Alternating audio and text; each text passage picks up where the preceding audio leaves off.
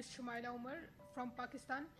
I am working on women rights. So my question is regarding slavery. Slavery is against human rights. So what's the concept of slavery in Islam, especially female slaves and keeping relation with them with nikah or without nikah? This is quite some verses I read. It's quite confusing for me. Sister asked the question that she is doing research on women drive and she's saying that as far as slavery is concerned, what is the view of Islam? And can Muslim have slave, etc., etc. As far as you read the Quran, there are several verses of the Quran which talk about freeing of slaves. Talks about freeing of slaves. As you realize, Quran is a book which is to be followed till the last day. If you analyze the rules and regulations of the Quran was revealed at a time where slavery was very common. Quran is the only religious book on the face of the earth which gives the rules and regulation of how to treat a slave. You can't overburden a slave. There are rules and regulations kept. Today, if you see the UN Charter, and if you want to put it right, like in slavery in Islam can only take place if there is a war. And if in the war, there can be slaves. Today, internationally slavery is abolished. But today we have POW. You know POW? Prisoner of war. Prisoner of war. Now if you analyze the UN Charter, which is supposed to be the most humane, if you know what's happening in Guantanamo Bay, it's totally against Islam. Yet they're doing it, the Americans. They claim to be the most humane people in the world, the maximum human rights according to me, the most unjust people in the world. And maximum violation of human rights in any country, it is done by the American government. The American may be good. I'm talking about the American government. And that's the reason I'm there on the list also. Because I prove it to the world.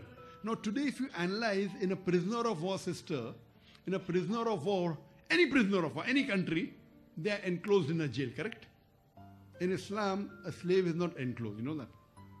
So in Islam, I believe that tomorrow is slavery. Islam encourages freeing of slave. Say, if you cannot marry, give the freedom to the slave as maher. Quranic verse. Also in Nur.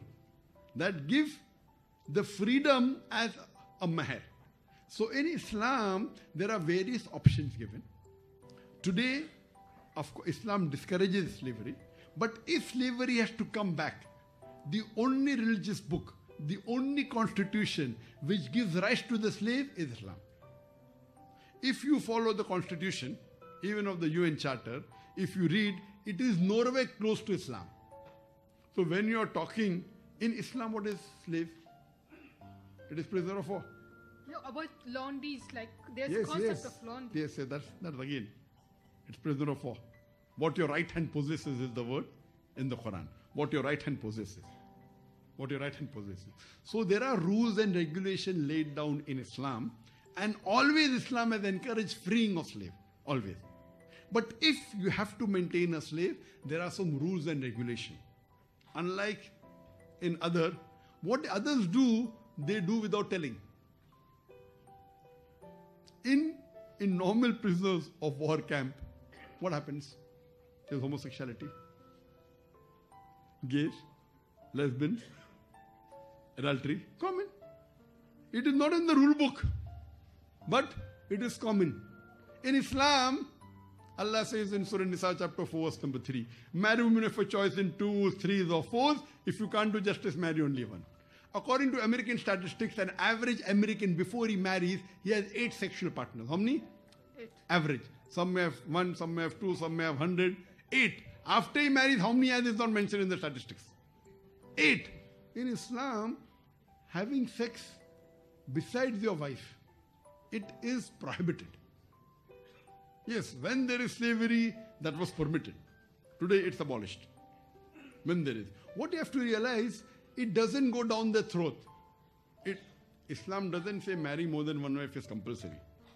According to me, it is mubah. But if you marry, you have to be just between your wife. And today in the world, there are more women than male. In USA alone, there are 4.8 million females more than male. If every man marries a woman, yet there will be 4.8 million females more than male. So what will happen? For these 4.8 million female, they either marry a man who already has a wife or become public property. Oh, public property is such a harsh word. It is the most sophisticated word I can use, sister. So Islam has the solution to the problems of humankind and the problems of womankind. Islam only has the solution. There, what they do, they are selling their daughters, they are selling their mothers, they are talking about women's liberalization. Whenever you see an ad, invariably you see a woman. Now I am asking you a question, more men drive cars or women drive cars? Men drive cars. But in the ad of a car, you'll invariably find a woman. I was told in a very famous ad of BMW, in front of the car, there's a lady with a bikini saying, test drive her now. Who, the girl or the car?